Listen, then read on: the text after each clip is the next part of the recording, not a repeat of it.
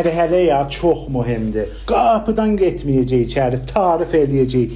Di görün bir dənə tarifləri. Acavat mən ölüm sən buyur. Mən ölümə su dayanır ha. Sən buyur getməm. Necə dedim? Ocur, ağır dirək, dabanıyın, çirkiyəm ged içəri. Acavat ayağının astının torpağıyam. Ayağı götü qoy nəfəs çəkim.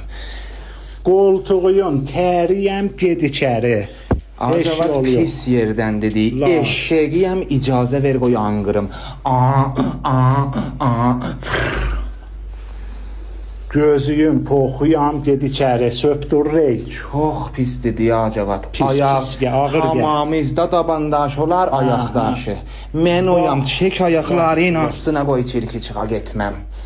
Getməm. Övizdə xakəndaz var, zibil yığarız boşatmayız. Xakəndazıyam gəl içəri, ged içəri, Acavat o mükəriyəm. keçəl başı ilə coş çıxar hərdən bir dənə buradan yekkə coş biri belə.